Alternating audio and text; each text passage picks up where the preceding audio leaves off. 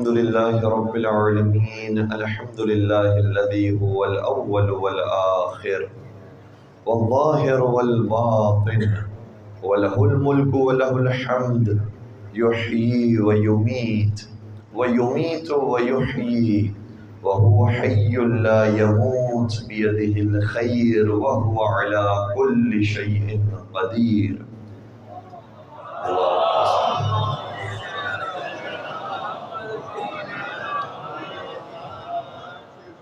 والصلاة والسلام على أشرف الأنبياء والمرسلين وخاتم النبيين سيدنا ومولانا أبي القاسم محمد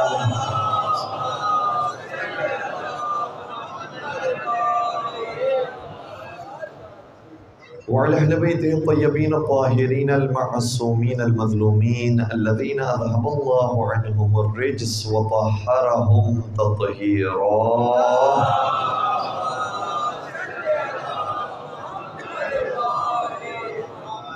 ولعنة الله على أعدائهم أجمعين. أما بعد فقد قال الله تبارك وتعالى في محكم كتابه المجيد وفرقانه الحميد: بسم الله الرحمن الرحيم. فبشر عباد الذين يستمعون القول فيتبعون أحسنه أولئك الذين هداهم الله وأولئك هم أولو الألباب. درود پڑھ دیجئے محمد.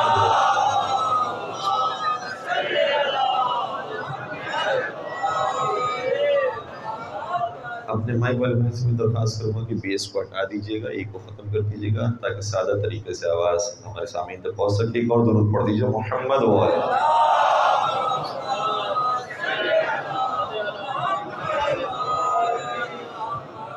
عزیزان گرامی قدر، ہمارا موضوع محبوبیت انسان کے عنوان سے ہے. یعنی انسان کون سے ایسے کاموں کو انجام دے گا جس کے بعد وہ پروردگار کا محبوب قرار پائے، اور پروردگار کا محبوب ہونا ہی اس کے لیے کافی ہونا چاہیے.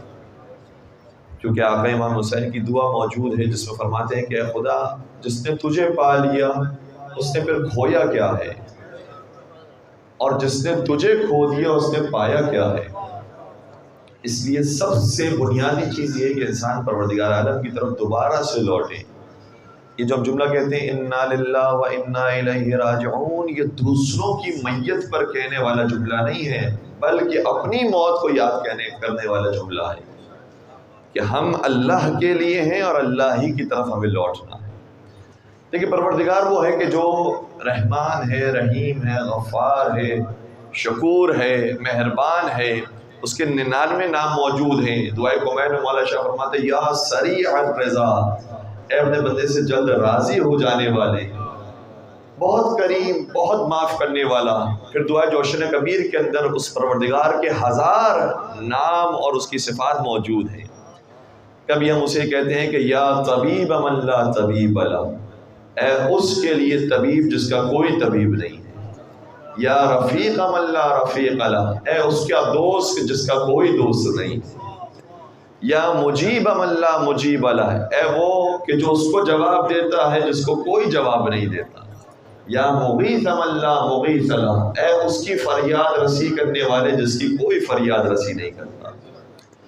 تو وہ پروردگار جو اتنا کریم، اتنا پاک صاف، جب اس نے اپنی مخلوقات کو بنایا، بطور خاص جب انسان کو بنایا، تو انسان کو بنانے کے بعد اس نے خود فخر کیا، فرمایا فتبارک اللہ احسن الخالقین.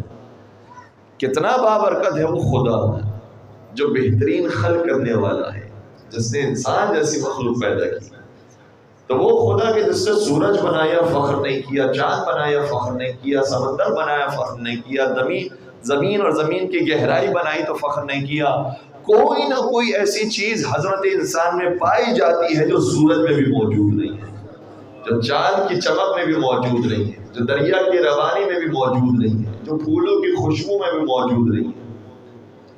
تو انسان کے اندر وہ کیا چیز موجود ہے. اور ظاہر سی بات ہے جب پروردگار جو اتنا معاف کرنے والا، اتنا کریم، اتنا مہربان ہے، جب اس نے انسان کو بنایا ہوگا تو کتنا پاک، صاف اور معصوم بنایا. دیکھا ہے آپ نے، جب بچہ پیدا ہوتا ہے تو ہر کوئی کہتا ہے کہ کتنا معصوم ہے، کتنا پیارا ہے.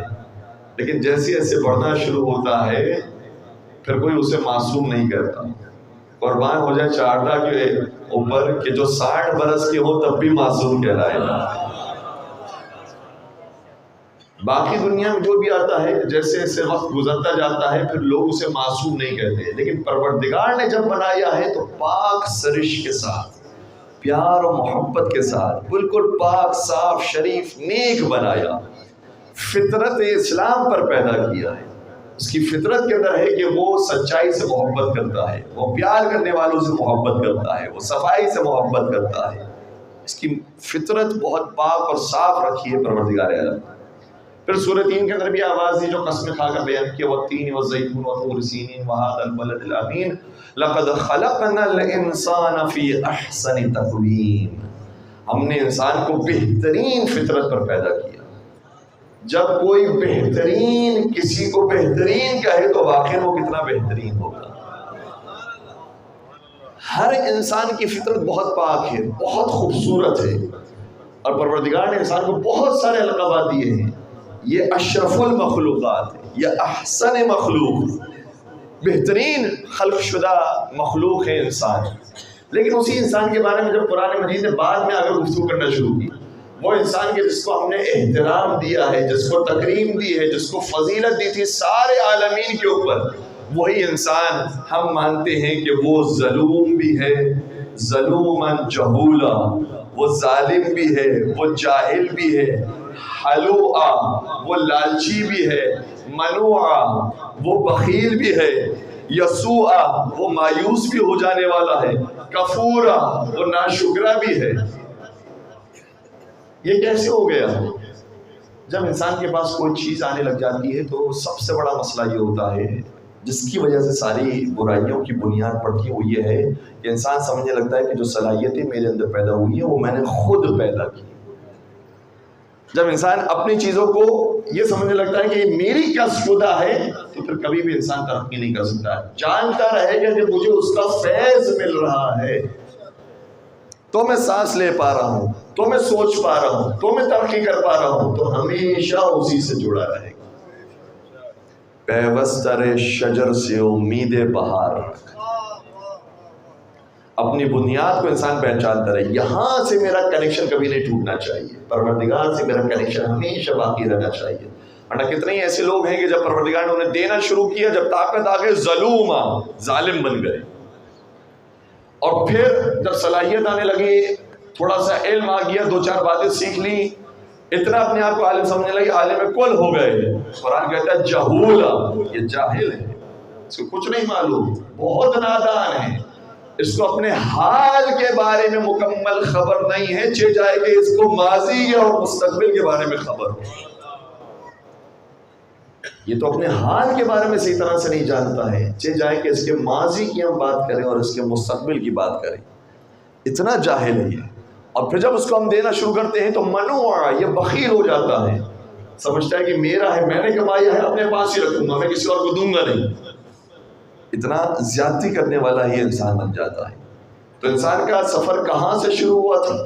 پروردگار نے اسے خلیفہ بنایا، جانشین بنایا، اپنی صفات دی، اپنی محبت دی، ساری چیزیں عطا کرنے کے بعد انسان اگر مطلبی ہو جائے اور اپنے پاس یہ ساری چیزیں خود کی سمجھنا لگ جائے تو پھر زوال وہاں سے شروع ہو جاتا ہے اور خدا سے کنیکشن ٹوٹ جاتا ہے.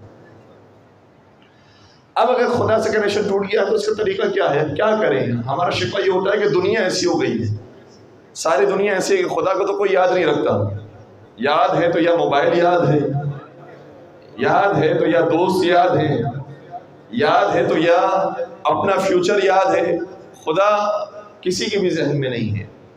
اگر انسان کا ماحول ایسا ہو جائے تو پھر ہمارے نوجوانوں کے لیے مسائل بہت زیادہ آسان ہو جاتے ہیں. ہمارے نوجوان اگر ہم سے سوال یہ کرتے ہیں کہ مولانا ہمیں کیا کرنا چاہیے، آپ ہمیں راستہ بتائیں، ہم کہیں گے کہ حالات دیکھ رہے ہیں آپ کے سامنے ہے، دنیا کیسے بدل رہی ہے، کس تیزی کے ساتھ شیطانیت کی طرف جا رہی ہے. اب تمہاری ذمہ داری تمہاری عقل بتائے گی کہ تمہیں کیا کرنا ہے. اب معاشرے کو اور آنے والی نسل کو کیسے تمہیں خدا کی طرف لے کر جانا ہے.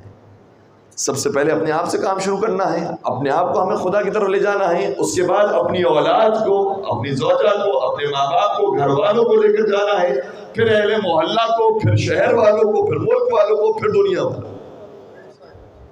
یہ ہمارے سامنے مقصد بہت کلیئر ہونا چاہیے، ہم کنفیوز نہ رہیں کہ میں 20 سال کا ہو گیا ہوں، میں کیا کروں، مجھے سمجھ میں نہیں آتا۔ نہیں، آپ کے لیے بہت مشن واضح ہے کہ کیا کرنا ہے۔ اور جس طرح سے شیطانی دنیا بہت تیزی سے ترقی کر رہی ہے، اسی طریقے سے حسینیوں کو بھی بہت تیزی سے ترقی کر رہی ہے۔ پہلے ہم امام حسین کا پیغام پہنچایا کرتے تھے نیاز کے ذریعے، سبیل کے ذریعے، آج بھی اسی طریقے سے جاری رکھیے، لیکن جس طرح سے کمپیوٹر کی فیلڈ کے اندر ایڈوانسمنٹ ہوتی ہے، اپڈیٹ ہوتے رہتے ہیں ورژن، تو ہمیں بھی سبیلوں کو اپڈیٹ کرنا چاہیے۔ اب یہاں سے صرف جسم کی پیاس نہیں بجھانی، ابھی اس سبیل سے ہمیں روح کی پیاس بھی بجھانی ہے۔ جسم کی پیاس ہم بجھایا کرتے تھے پانی دے کر، شربت دے کر، روح کی پیاس کیسے بجھائیں گے؟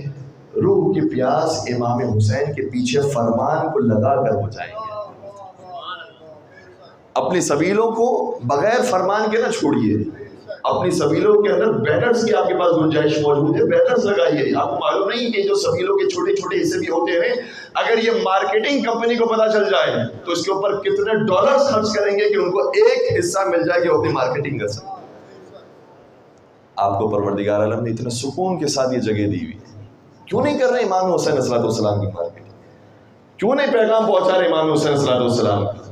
یہاں سے جسم کی غذا بھی جانی چاہیے، یہیں سے روح کی غذا بھی جانی چاہیے۔ اور پھر اتنا بڑا پلیٹ فارم ملا ہوا ہے، اس پلیٹ فارم کو بہترین طریقے سے انسان یوز کرے۔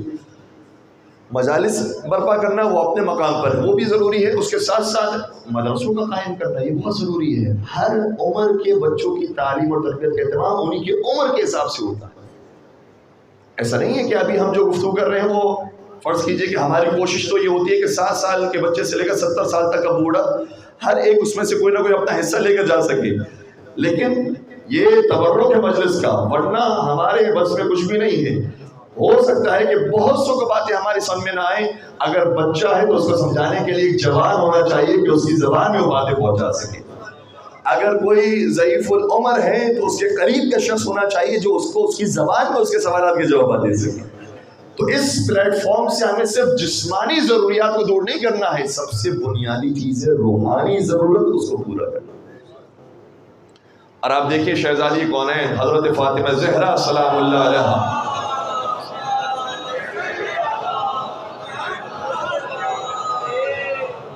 کتنا بڑا عظیم درس دیا ہے ہمیں اس عمل کے ذریعے۔ ایک ایک چیز اہل بیت کی ہمارے لیے درس ہے۔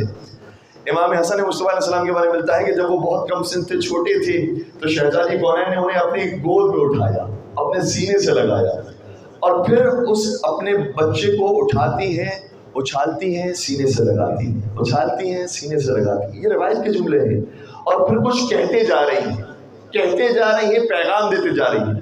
کبھی کبھار ہم بھی محبت کا اظہار کرتے ہیں، لیکن جو منہ میں آ گیا وہ ہم نے کہہ دیا، اور جو نک نہیں سمجھ میں آ گیا وہ رکھ لیا۔ نہیں، معصومین علیہ السلام نے فرمایا یہاں بھی تربیت ہو رہی ہے، لہٰذا یہاں پر بھی تمہیں احتیاط سے الفاظ کو استعمال کرنا ہے۔ اور ماشاءاللہ سے وہ افراد کے جو اچھی تربیت کر رہے ہیں انہیں معلوم ہے کہ اگر ہم خود گھر کے اندر آپ جناب کی زبان استعمال کرتے ہیں، جب یہ بچے بڑے ہوتے ہیں تو یہ خود احترام کرنے والے ہوتے ہیں۔ جہاں ہم نے خود آپس کے اندر زبان اپنی خراب کر دی، بچوں کی زبان بھی خراب ہو جائے گی۔ اس لیے بچہ ایک ایک کلمہ سیکھ رہا ہے۔ اب یہ ہمیں اور آپ کو پیغام دینا ہے، ورنہ تو امام حسن مصطفیٰ علیہ السلام وہ ہیں کہ جو کم سنی میں جنابانہ نے جنت کے سردار ہونے کی سند پاتے ہیں۔ درود پڑھ دیجیے محمد۔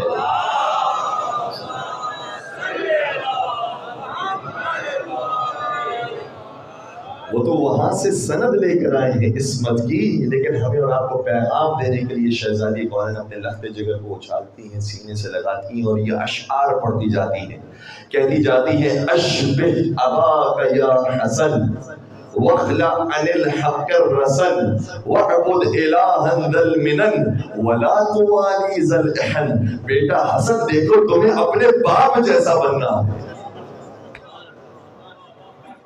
یہی ایک جملہ ہمارے کتنا بڑا درس ہے۔ کیا کبھی کبھار گھر کی خواتین نہیں کہتی اپنے بچوں کو کہ بیٹا تمہیں بڑا ہو کے بابا جیسا نہیں بننا، تمہیں بڑا آدمی بننا۔ یہی آپ نے بتا دیا کہ آپ کی نظر میں آپ کے شوہر کی اہمیت کتنی ہے۔ شہزادی کونین گھر کے اندر احترام کی فضا بتا رہی ہیں. یہ احترام کی فضا قائم کرنا بہت ضروری ہے. بیٹا تمہیں اپنے باپ جیسا بننا ہے.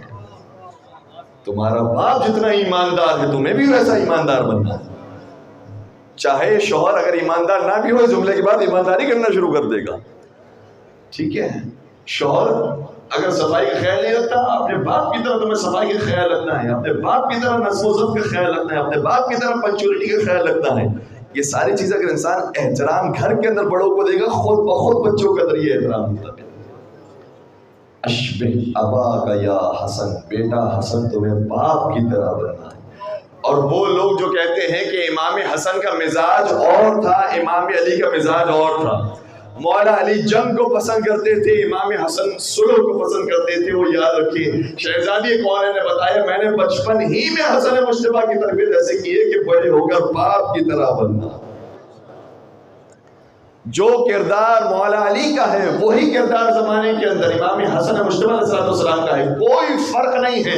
اگر امام حسن کے زمانے میں امام علی ہوتے تو وہی کرتے جو امام حسن نے کیا, اور مولا علی کے زمانے میں امام حسن ہوتے تو وہی کرتے جو مولا علی نے کیا. کوئی فرق نہیں ہے. اسی لیے ہمیں جنگ جمل میں ملتا ہے مولا کا جملہ جو نہج البلاغہ میں بھی موجود ہے.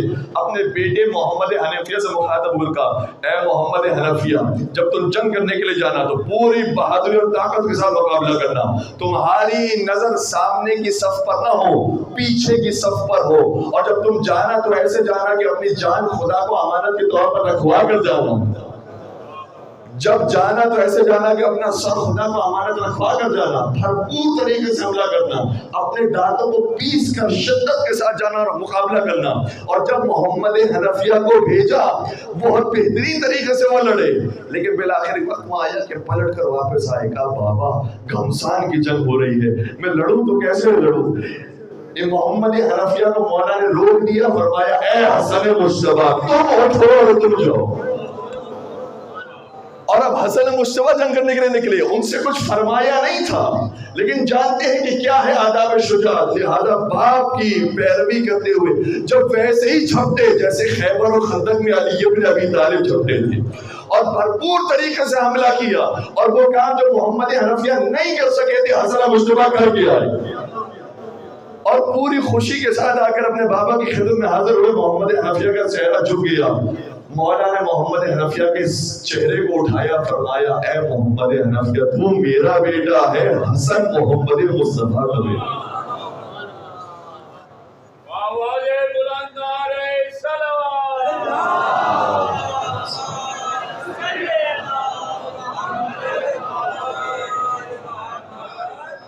اتنی پاک گودوں کے اندر ان کی پروان چڑھی ہے.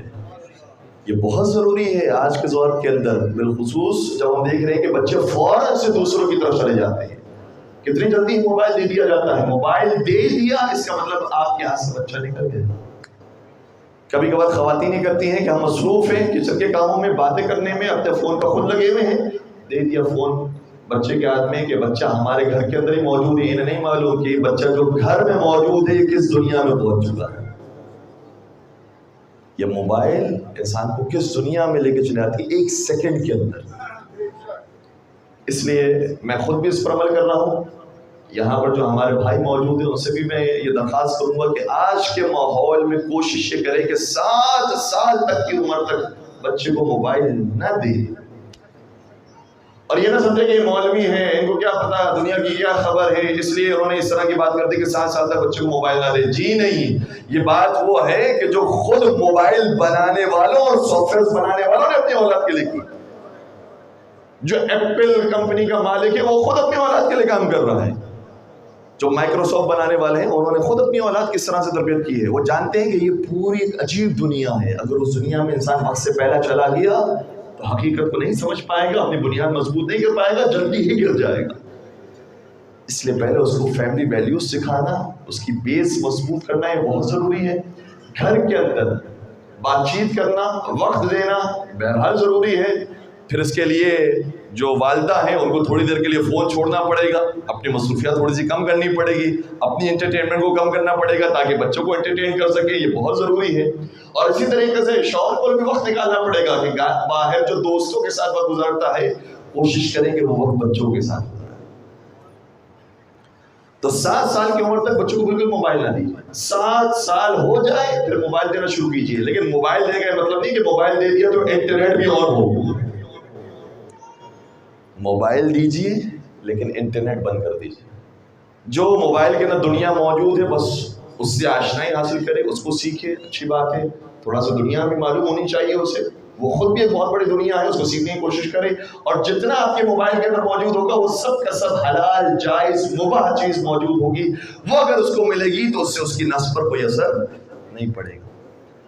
اور جب وہ بچہ یہ 2 اعراض اور 2 دورے گزار چکا ہو, یا مجھے کہنے دیجئے کہ 2 ویکسین وہ لگا چکا ہو, تو 2 ویکسین لگانے کے بعد اب اس کو باہر کا جراثیم اثر نہیں کرے گا. تو 14 سال تک اگر آپ نے اس طرح سے موبائل دیا, اس کے بعد اس کے پاس انٹرنیٹ بھی آ گیا, اور اگر کوئی خطرناک چیز اس کے سامنے بھی آئے گی تو وہ ویکسین اپنا عمل کر کے دکھائے گی کہ میری تربیت گوارا نہیں کرتی کہ میں اس تصویر کو دیکھوں. تربیت آج کے دور میں بہت ضروری ہے, انتہا سے زیادہ. ہر زمانے میں ضروری تھی, آج کے دور میں بطور خاص بہت ضروری ہے. ہمارے نوجوان کیا کہتے ہیں, کبھی کبھار ہم مجلسوں کے اندر آتے ہیں, ایام عزا ہوتے ہیں, عزاداری ہوتی ہے, ہمارا دل چاہتا ہے کہ ہم نیک راستے پر رہیں, اچھائیوں کے راستے پر رہیں. لیکن کچھ ٹائم گزرتا ہے, ماتم کرتے کرتے, گریہ کرتے کرتے, پھر شیطان کہتا ہے کہ تم اتنے بھی شریف نہیں, فلاں کام بھی کرو, لے کر آ جاتے دوبارہ سے ہمیں پرانے راستے پر. تو ہم برداشت نہیں کر پاتے ہیں. 2-3 دن اچھے رہتے ہیں, اس کے بعد دوبارہ سے غلط ٹریک, میکسیمم 1 ہفتے تک ٹھیک رہتے ہیں, پھر دوبارہ غلط ٹریک پر چڑھ جاتے ہیں. اس کی کیا وجہ ہے؟ اس کی بھی وجہ ہے, اس کی بنیادی وجہ تربیت کے اندر ہے. میں آپ کی خدمت میں مثال پیش کروں. خدا یزید پر لعنت کرے, یزید کے گھر والوں پر لعنت کرے. اس کے باپ کے بارے میں بیان کیا جاتا ہے, لیکن اس کے ماں کے بارے میں کم بیان کیا جاتا ہے. البتہ ماں کی وجہ سے اثر بہت زیادہ پڑتا ہے. دیکھیں, باپ حضرت عباس ہو یا مولا حسین ہو, دونوں کے ایک ہیں, لیکن ایک کی ماں فاطمہ زہرا ہے, ایک کی ماں فاطمہ کلابیہ. اتنا فرق تو محسوس کیجئے گا. ماں یہ اپنا رول رکھتی ہے, باپ دونوں کا ایک بھی ہو تب بھی ماں کا اپنا کردار ہے. اس لیے یزید کی جو ماں ہے اس کے بارے میں ملتا ہے, اس کا نام میسون ہے. بزرگان اس سے زیادہ بہتر جانتے ہیں. جب حاکم شام سفر کر رہا تھا تو راستے میں ایک جگہ جہاں اسے پڑاؤ ڈالا تو صحرا میں ایک خانوادے کو دیکھا کہ جس کی لڑکی پسند آئی. صحرائی لڑکی تھی, بادیہ نشین لڑکی تھی, پسند آ گئی. میسون اس کا نام تھا, اس سے شادی کی, شام لے کر آیا.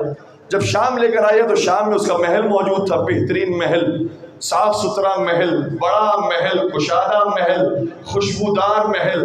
وہاں پر بہترین غذائیں پیش کی جا رہی ہے, نوکر چاکر موجود ہیں, ہر چیز اویلیبل ہے.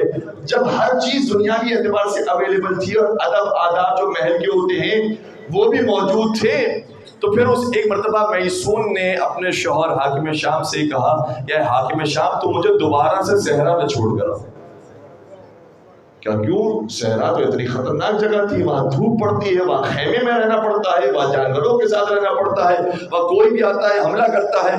یہاں محل میں تمہیں زندگی دی ہے, اتنا کشادہ محل, اتنا خوبصورت محل, اتنا چمکتا ہوا محل, تم پھر کیوں نہیں رہنا چاہتی؟ اب سنیے گا ہمارے نوجوان جھوٹا سنیے گا. میسون یہ کہتی ہے کیونکہ مجھے اس محل میں رہنے کی عادت نہیں ہے. اگر انسان کو اچھی جگہ پر رہنے کی عادت نہ ہو تو 2-3 دن کے بعد پھر دوبارہ سے دل چاہتا ہے کہ اسی کچر کنڈی میں چلا جائے. البتہ معنوی اعتبار سے دیکھیں تو اس میں اور اس میں فرق نہیں ہے, لیکن ظاہری اعتبار سے جس کی نظریں ہوتی ہیں کہ بھائی یہ تو کشادہ ہے, خوبصورت ہے, ہر چیز کے اندر موجود ہے, آب و ہوا موجود ہے, ہر چیز مہیا ہے, کھانے پینا مہیا ہے, اس آدمی کے لیے محل کی زندگی میں رہنا مشکل ہو جاتا ہے, صحرا میں رہنا پسند کرتا ہے. کیوں؟ کیونکہ عادت ہے صحرا میں رہنا. اور اس کا باقاعدہ اشعار موجود ہے. یزید کی ماں کے بھی اشعار ہیں, یزید کے بھی اشعار ہیں, یزید کی ماں کے بھی اشعار ہیں. اور علماء نے بیان کیا ہے کہ یزید کی ماں چونکہ عیسائی تھی, لہذا یزید کا بھی عیسائیت کی طرف ہمیں رغبت نظر آتی ہے. اس نے شعر کہا ہے ویسے تو یزید کے اشعار آپ سنتے رہتے ہیں، لعبت ہاشم بالملک فلا خبر جاء ولا وحی نزل، کہ بنی ہاشم نے ڈھونگ رچایا تھا، نہ کوئی وحی نازل ہوئی تھی، نہ قرآن نازل ہوا تھا۔ اس میں سے ایک شعر یہ بھی ہے، کہتا ہے ان حرمت یوما علی دین احمد فخذها علی دین المسیح عیسی ابن مریم۔ کہتا ہے اگر شراب پینا شریعت محمدی میں حرام ہے تو میں شریعت عیسیٰ کو قبول کرتا ہوں اور شراب پی لیتا ہوں، کیونکہ جو عیسائیوں کی تحریف شدہ شریعت ہے اس میں تو وہ شراب پیتے ہیں، عیسائی تو شراب پینے کو جائز سمجھتے ہیں۔ تو اس کا علماء کرام کہتے ہیں کہ اس کو عیسائیت کا پتہ کیسے چلا ہے؟ عیسائیت کا پتہ چلا جو اس کی ماں عیسائی تھی، اس کے کام ایسے تھے، جس کی وجہ سے اس نے کہا کہ اگر دین محمد مجھے اس بات کی اجازت نہیں دیتا تو مجھے کوئی پرواہ نہیں ہے، میں دین حضرت عیسیٰ پہ چلے جاؤں گا اور شراب پیوں گا۔ اور اس کی ماں کے جملے یہ ہیں، جب وہ کہتی ہے کہ مجھے محل کی زندگی پسند نہیں ہے تو اس سے باقاعدہ یہ اشعار میں بات کی، لَلُبْسُ عَبَاءٍ تَقَرَّ عَيْنِي احب الیہ من لبس الشفوف۔ کہتی ہے کہ جو نرم و نازک لباس میں محل میں پہنتی ہوں اس سے زیادہ مجھے پسند آتا ہے کہ میں سخت اور خشن لباس پہنوں جو صحرا میں پہنا جاتا ہے۔ کیوں؟ کیونکہ مجھے اس لباس کی عادت ہے، مجھے ان آوازوں کی عادت ہے، مجھے جانوروں کے ساتھ کھیلنے میں مزہ آتا ہے، مجھے کھلے ماحول میں رہنا پسند آتا ہے، مجھے چھین چھین کر اور نوچ نوچ کر کھانا پسند آتا ہے، مجھے یہ سکون کے ساتھ اور بہت مہذب طریقے سے بیٹھ کر کھانے میں مزہ نہیں آتا، مجھے چھین کر لوٹ کر چبا چبا کر کھانے میں زیادہ مزہ آتا ہے۔ کیوں؟ کیونکہ اس کی عادت ایسے ماحول ہے۔ تو اگر انسان کی عادت کچھ عرصے کے اندر ڈیولپ نہ ہوئی ہو، بس اوقات جو اسکولز کے پرنسپلز ہیں وہ آ کر کہتے ہیں کہ ہمارے پاس ماں باپ آتے ہیں کہتے ہیں کہ آپ کی اسکولز کے اندر ہے عادت ہمارے بچے کی خراب ہو گئی، تو پرنسپلز کا باقاعدہ کہنا یہ ہے کہ عادت 5-6 سال کے بعد نہیں بنتی، 5 سال تک بن چکی ہوتی ہے۔ تو والدین ہمارے پاس آ کر شکایت نہ کریں کہ ہم نے ان کی عادت بگاڑ دی ہے، جو عادت انہوں نے گھر سے قائم کی ہے وہی عادت چل رہی ہے۔ تو عادت اسی عمر کے اندر بنتی ہے، بہترین کوشش کیجئے اس تربیت کے اندر، چھوٹی عمر کے اندر اپنے بچوں کی جو جتنا انسان وقت گزار سکتا ہے مجلسی کے اندر لے کر آئے، قرآن مجید کی تلاوت کرے، زیارت عاشورہ لگا کر رکھے، دعائے قبیل کی تلاوت لگا کر رکھے، دعائے ندوہ لگا کر رکھے۔ یہ ساری چیزیں وہ ہیں کہ جو انٹرنیٹ کے اندر موجود ہیں اور ہمیں فائدہ دیتی ہیں۔ کیوں نہ اپنے گھروں کو ان آوازوں سے معطل کریں۔ اور مولا حسین کا باقاعدہ جملہ ہی ملتا ہے یزید کے بارے میں۔ مولا حسین کا یہ اہل بیت میں سے کسی فرد کا جملہ یہ ہے یزید کے بارے میں، اے یزید تیرا گھر اور ہے اور میرا گھر اور ہے، تیری تربیت اور ہے اور میری تربیت اور ہے۔ کیا اور ہے؟ تو نے شراب سے اپنی زبان کو معطر کیا ہے اور میں نے لعاب رسول سے اپنی زبان کو مزین کیا۔ تیرے کانوں میں گانوں کی لہو و لعب کی آوازیں آتی ہیں اور میرے گھر کے اندر قرآن کی آیتوں کی آوازیں آتی ہیں۔ تو جانوروں کے اوپر سوار ہوا ہے اور تو نے اس طرح سے زندگی گزاری ہے، اور میں نے دوش نبی پر سوار ہو کر زندگی گزاری۔ لہٰذا میری تربیت گوارا نہیں کرتی کہ میں تیری بیعت کروں۔ دونوں کے اندر زمین آسمان کا فرق ہے۔ میں کہوں گا امام حسین تو بہت بڑے ہیں، ارے حسینیوں کی تربیت گوارا نہیں کرتی کہ یزید کے ہاتھ پر بیعت کریں۔ چہ جائے کہ حسینیوں کے امام حضرت ابا عبداللہ حضرت حسین ابن علی علیہ السلام کی بات ہے۔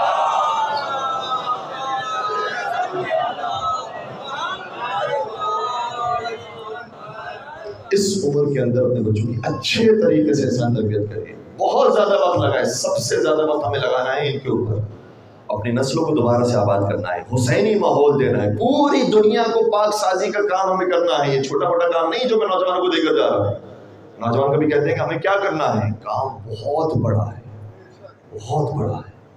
اور آج کے زمانے میں جو جنگ ہے ہماری وہ آئی ٹی کی جنگ ہے، اے آئی کی جنگ ہے، آرٹیفیشل انٹیلیجنس کی جنگ ہے۔ اس جنگ کے اندر بھرپور حصہ لیجیے، بھرپور کام کیجیے اور محنت کے ساتھ لے کر آئیے۔ اور جو آرٹیفیشل انٹیلیجنس کے اندر پھر یہ بھی یاد رکھیے گا کہ ہمیں یوٹیوب سے استفادہ کر کے باطل قوتوں کا مقابلہ نہیں کرنا، بلکہ یوٹیوب ہی کو ختم کر کے اس سے بڑا یوٹیوب قائم کرنا ہے، اس سے بڑا سوشل میڈیا قائم کرنا ہے، اور پھر اس طرح سے باطل قوتوں کا مقابلہ کرنا ہے۔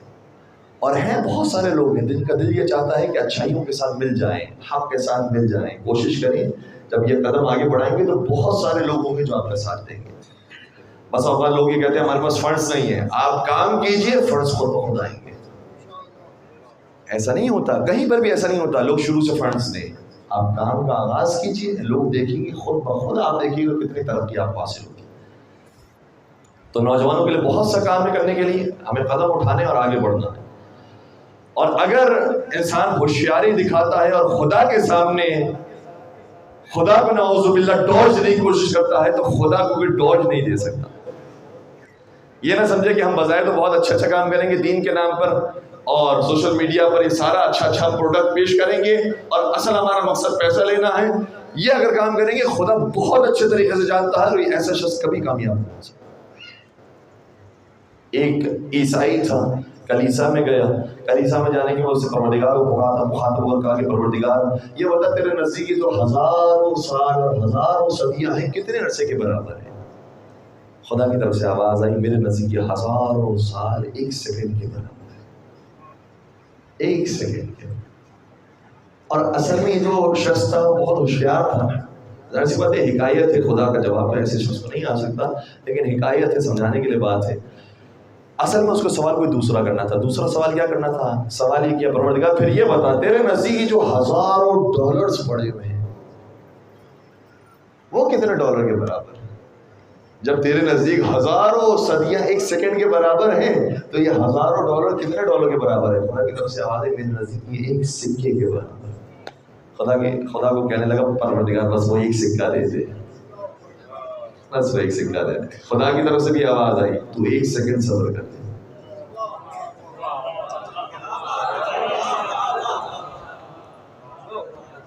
يخادعون الله والذين آمنوا وما يخدعون إلا أنفسهم وما يشعرون. لوگ سمجھ رہے ہوتے ہیں ہم اللہ کو دھوکہ دے رہے ہیں، مومنین کو دھوکہ دے رہے ہیں، کسی کو دھوکہ نہیں دے رہے ہیں، اپنے آپ کو دھوکے میں رکھے. ظاہر سے انسان کو کچھ نہیں حاصل ہوگا، باطن سے انسان نے جو کیا ہوگا وہ ہمیشہ باقی رہے گا.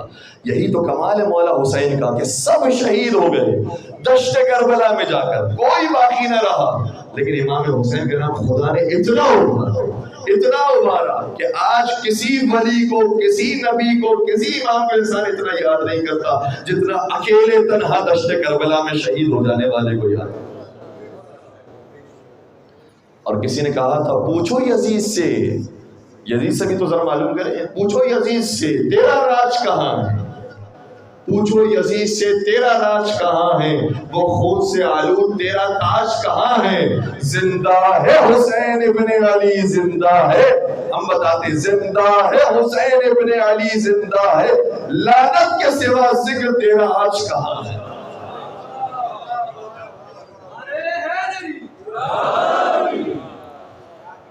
پروردگار ذکر کو باقی رکھا. اور اس کا وعدہ بھی خدا نے قرآن میں کیا ہے کہ تم مجھے یاد کرو میں تمہیں یاد کروں گا.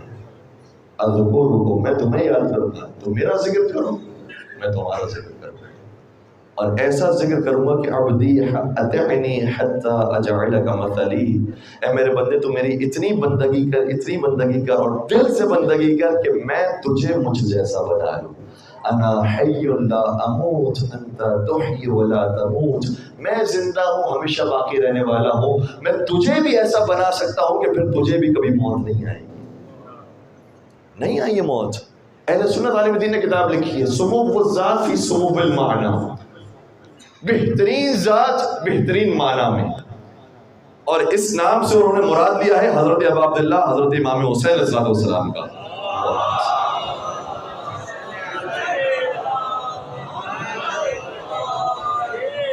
انہوں نے کتاب کے مقدمے میں لکھا ہے کہ ہر آنے والے انسان کی زندگی میں 2 دن آتے ہیں. ایک وہ دن جب وہ اس دنیا میں آیا تھا، دوسرا وہ دن جب وہ اس دنیا سے جائے گا. ہر انسان کی زندگی میں 2 دن موجود ہیں، جب وہ آیا تھا جب وہ گیا. کہتے ہیں سوائے حسین ابن علی کے. حسین ابن علی آئے تو تھے مگر گئے نہیں ہیں. جب ہم بات کرتے ہیں تو ایک عام آدمی سے پوچھا جائے لگتا ہے کہ یہ ابھی کچھ دن پہلے کی بات ہے. چلو پچھلے مہینے کی بات ہے، کچھ سال پہلے کی بات ہے، 1400 سال گزر گئے اور کمی نہیں آ رہی ہے. جتنا یہ ذکر پتہ چلتا جا رہا ہے پھیلتا ہی جا رہا ہے. اور اتنا یہ ذکر پھیلے گا کہ 12ویں سرکار جب تشریف لائیں گے تو اپنا تعارف بھی کروائیں گے تو کہیں گے کہ میں وہ ہوں کہ جس کا دادا حسین تھا. میں حسین کا بیٹا مہدی ہوں. اپنی پہچان کروائیں گے امام حسین کے نام کے ذریعے. مجھے پہچانو، میں اسی حسین کا بیٹا مہدی آخر الزمان. تو جو پروردگار کا ذکر کرتا ہے خدا یقیناً اس کا ذکر باقی رکھتا ہے. اس دنیا میں بھی کامیابی ہے اور آخرت میں بھی کامیابی ہے.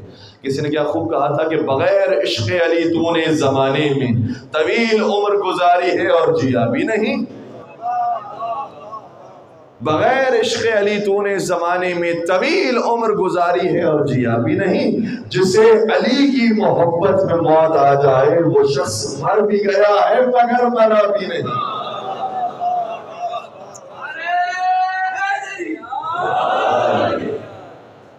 تو اہل بیت کے ساتھ اپنے آپ کو وابستہ کر لیجئے، خدا کے ساتھ وابستہ کر لیجئے. جس نے اس کے ساتھ وابستہ کر لیا اس کا نام ہمیشہ باقی رہے گا.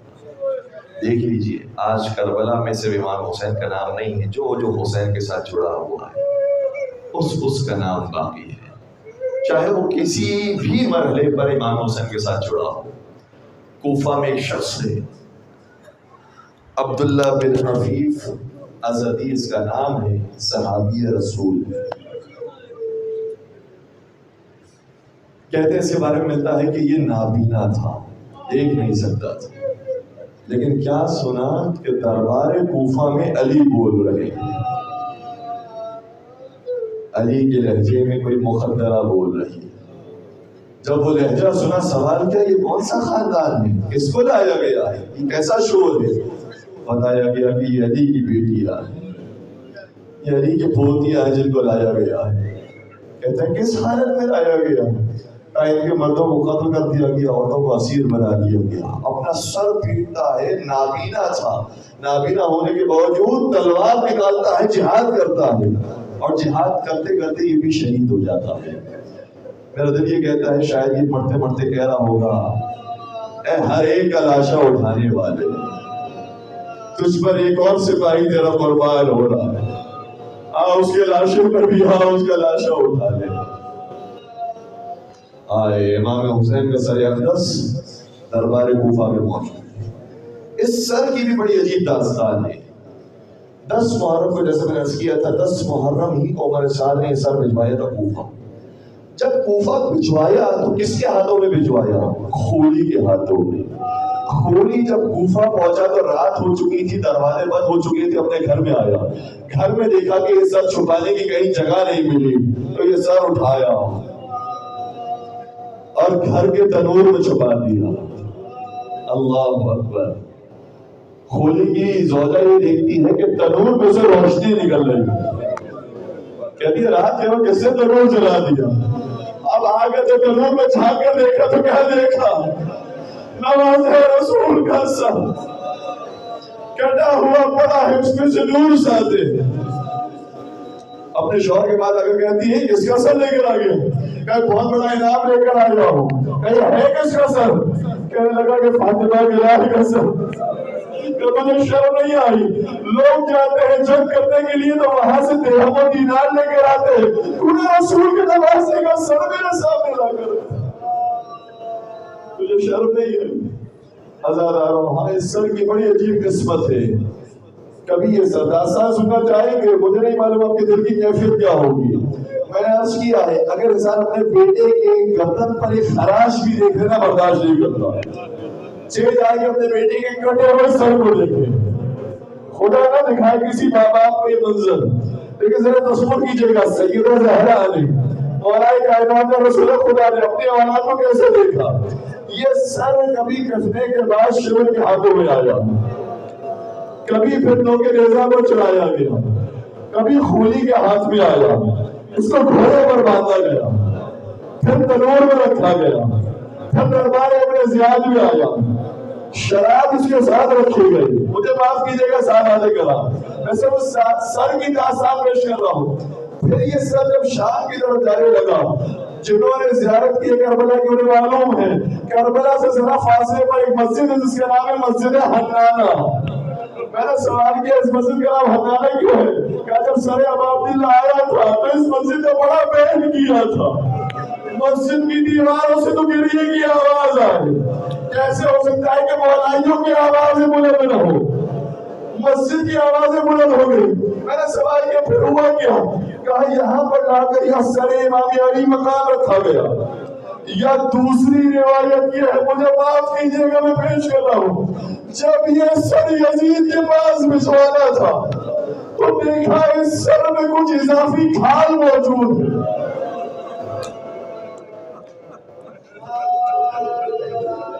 ان ملونوں نے کیا کیا؟ جیسے سر کی تو تراشا ہے، اللہ جانتا ہے، خدا سب کو غارت کرے. جو مسجد حنانہ آنے والے افراد انہوں نے محسوس کیا ہوگا جب وہ مسجد حنانہ جاتے عجیب خوشبو محسوس ہوتی. کہتے ہیں جنہوں نے اس مقام کی قریب سے زیارت کی ہے کوئی ادھر نہیں لگائی جاتی لیکن اس زمین سے خود بخود خوشبو آتی. یہ لہو حسین کی خوشبو ہے جو مسجد حنانہ میں موجود ہے. عزاداروں پھر یہ سر چلا پھر شام کے دربار میں آیا، یزید ملعون کے دربار میں آ گیا. شرابی بھی ہے، کبابی بھی ہے، دین مصطفیٰ کا مذاق اڑانے والا بھی ہے. سر امام حسین اس کے دشت میں موجود ہے. لیکن عزاداروں مجھے بتائیے کب امام حسین کو سب سے زیادہ تکلیف محسوس ہوئی ہوگی؟ کیا لوگے نیزہ پر تکلیف محسوس ہوئی؟ کیا شبر کے ہاتھوں میں تکلیف محسوس ہوئی؟ خونی کے تلور میں تکلیف محسوس ہوئی؟ دربار ارتزال میں تکلیف محسوس ہوئی؟ دشت یزید میں محسوس ہوئی؟ شاید امام حسین جواب دیں گے نہیں، ان میں سے مجھے کسی مقام پر تکلیف نہیں ہوئی. پھر میں سوال کروں گا کس مقام پر سب سے زیادہ تکلیف محسوس ہوئی؟ شاید جواب دیں گے جب میرا سر میری 4 سال لاڈلی بیٹی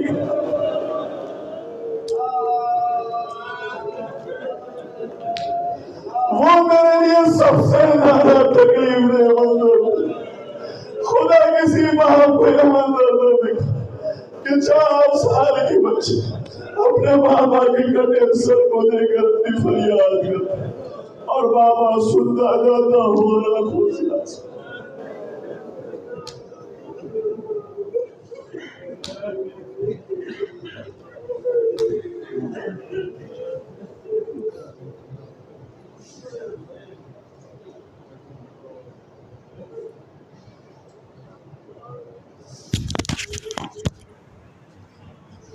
ألا ولعنة الله على القوم الظالمين وسيعلم الذين ظلموا أي منقلب ينقلبون. پالنے والے آنسو والد سیدہ کائنات میں جگہ نصیب فرما. ان آنسو کے صدقے میں ہم سب کو کربلا معلیٰ کی زیارت نصیب فرما. شام کے مقدس مقامات کی بالخصوص شہزادی سکینہ سلام اللہ کی زیارت ہم سب کو نصیب فرما. پالنے والے حج و زیارت سے مشرف فرما. پالنے والے بحق محمد والد تمام مسلمانوں کی جان مال عزتوں کی حفاظت فرما. ملک پاکستان کو استحکام عطا فرما. امت اسلامیہ میں اتحاد نصیب فرما. فرشدہ پر آنے والے تمام مومن کی جائز شرعی حاجات کو پورا فرما. تمام مریضوں کو شفائے کامل اور عاجلہ نصیب فرما. بے روزگار مومن کو برسر روزگار فرما. جو برسر روزگار ان کے روزگار مدد وسعت نصیب فرما. بے اولاد مومن کو شہزادی سکینہ سلام اللہ کا واسطہ، شہزادی اصغر علیہ السلام کا واسطہ اولاد صالحہ نصیب فرما. صاحبان اولاد کو اپنی اولاد کے اچھے تربیت کرنے کی توفیق نصیب فرما. پالنے والے ہم تمام کے مرحومین کی بالخصوص جناب مظہر جعفری ابن محمد عالم علی کی مغفرت فرما اور جوار عید میں جگہ نصیب فرما. جوار مجلتن پاک نصیب فرما. پالنے والے تمام مظالم سے انتقام کے لیے اپنی آخری حجت امام عصر و زمان کے ظہور میں تعجیل فرما. ہمیں ان کے آوان و انصار عاشقین محبین میں شمار فرما. ربنا تقبل منا انك انت السميع العليم وتب علينا انك انت التواب الرحيم برحمتك يا ارحم الراحمين.